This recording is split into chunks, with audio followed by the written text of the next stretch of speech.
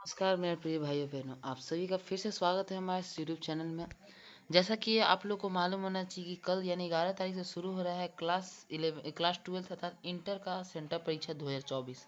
Centre परीक्षा में आप लोग का पहला दिन आप लोग का है 2 पाली में एग्जाम लिया जाएगा, जिसमें प्रथम पाली में आप लोग का फिजिक्स का एग्जाम होगा, जिसका ओरिजिनल क्वेश्चन पेपर हमारे चैनल पर अपलोड कर दिया गया है। तो आपने वह वीडियो नहीं देखा है तो डिस्क्रिप्शन में आपको लिंक दिया जाएगा, इस वीडियो के बाद आप वो वीडियो जा करके देख सकते हैं।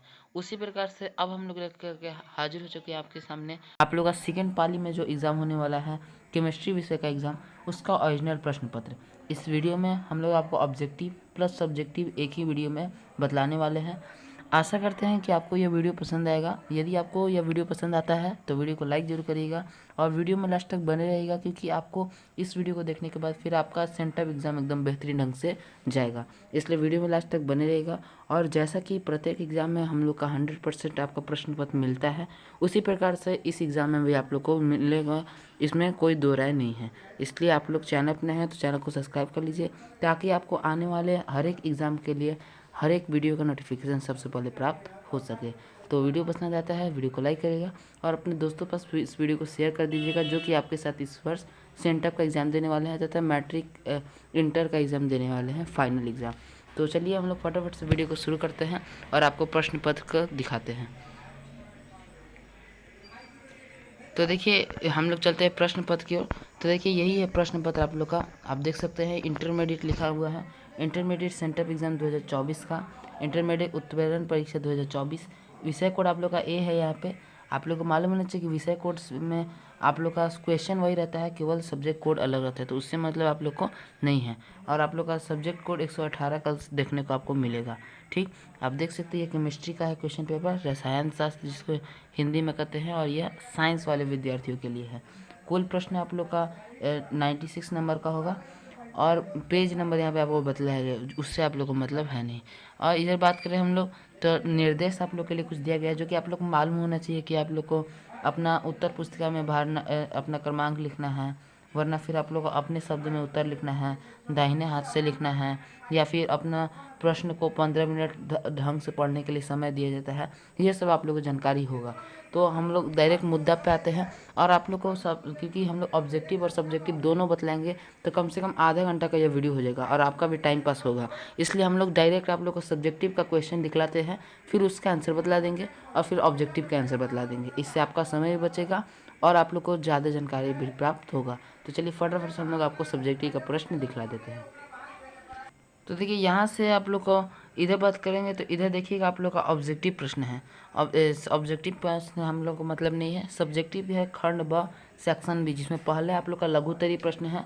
1 से 20 तक आप लोग का लघुत्तरीय प्रश्न है, 10 का उत्तर देना है और प्रत्येक के लिए 2 नंबर आप लोग को यहाँ पे दिया जा रहा है। लास्ट में आपको हम लोग इसका आंसर भी बतलाएंगे, इसलिए वीडियो में लास्ट तक बने रहिएगा। तो देखिए सबसे पहला आप लोग का है कि सहसंयोजक ठोस क्या है, उदाहरण दे। दूसरे प्रश्न की ओर हम लोग बढ़ेंगे तो दूसरा प्रश्न है कि इकाई सेल और आकाशीय जालक में संबंध क्या संबंध है। तीसरा आदर्श और अनादर्श विलयन क्या है, प्रत्येक के लिए एक उदाहरण दे। फिर आपका चौथा है कि वाट हाफ गुणक क्या है। उसके बाद आप लोग का है कि उल्टा प्रसारण से आप क्या समझते हैं। फिर पायस को उदाहरण देकर समझाएं।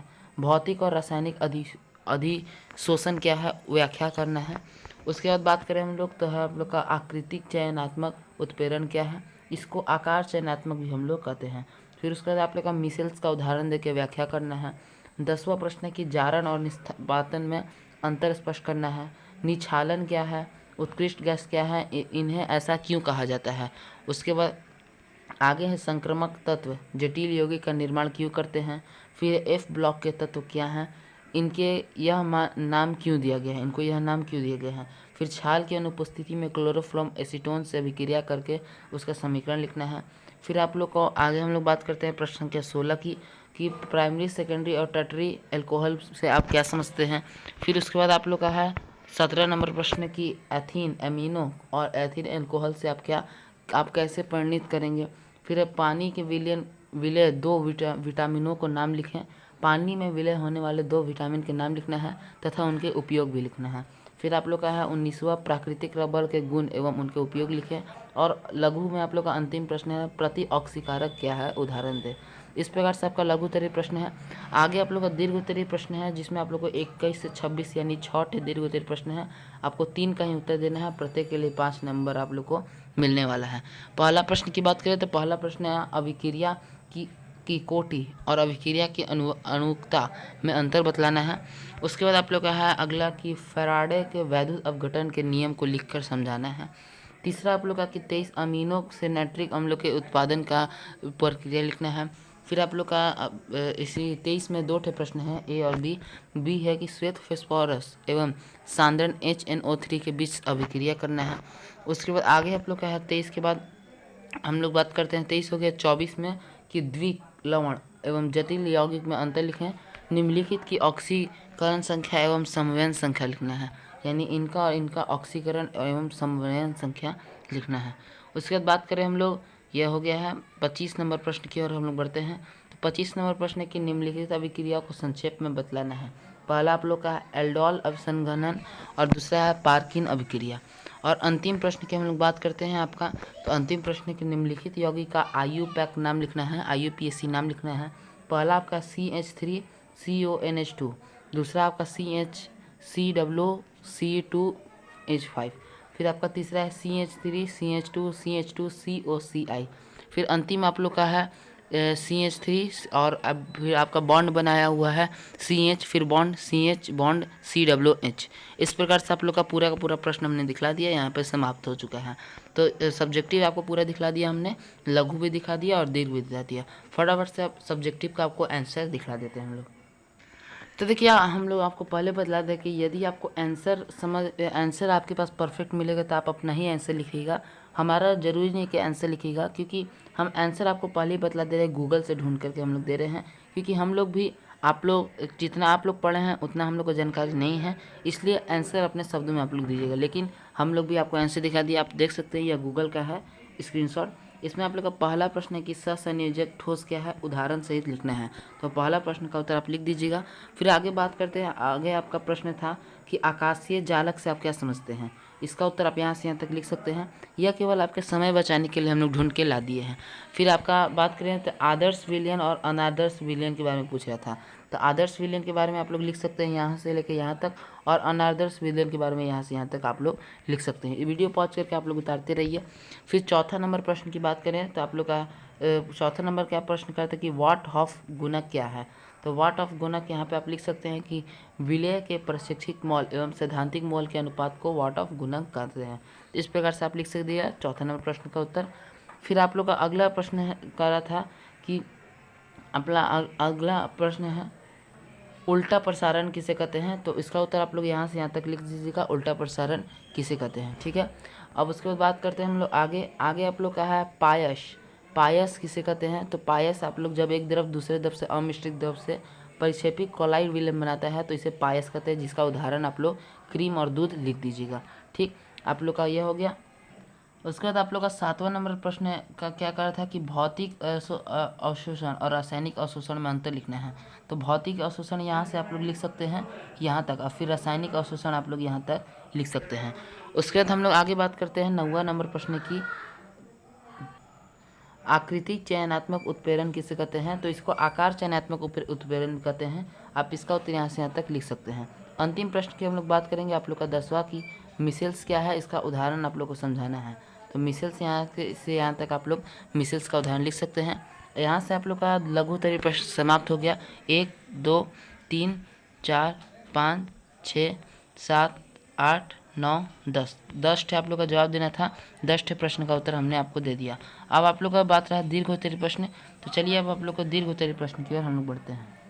फिर आप लोग का दीर्घ उत्तरीय प्रश्न में पहला प्रश्न था कि अभिक्रिया की कोटि और आणविकता में अंतर लिखना आप लोग का।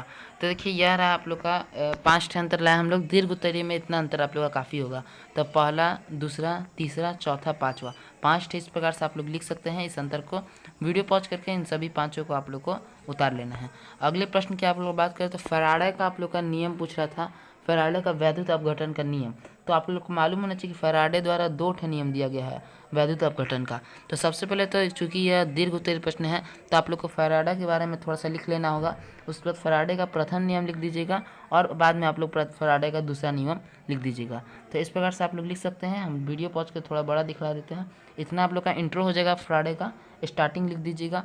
अब उसके बाद आप लोग नीचे लिखिएगा एक लाइन छोड़ के फैराडे का प्रथम अपघटन का नियम लिखना है।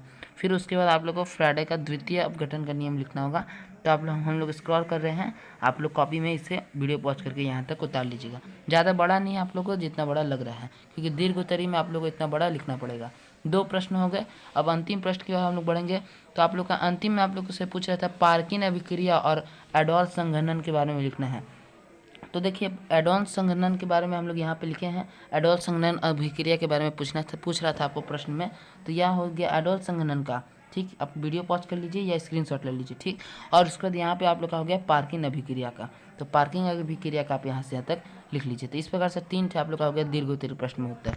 तो इस प्रकार से आपको आंसर हमने इसका बतला दिया पूरा का पूरा सब्जेक्टिव का। अब फटाफट से आप लोग के लिए हम लोग ऑब्जेक्टिव का आंसर बतला देते हैं।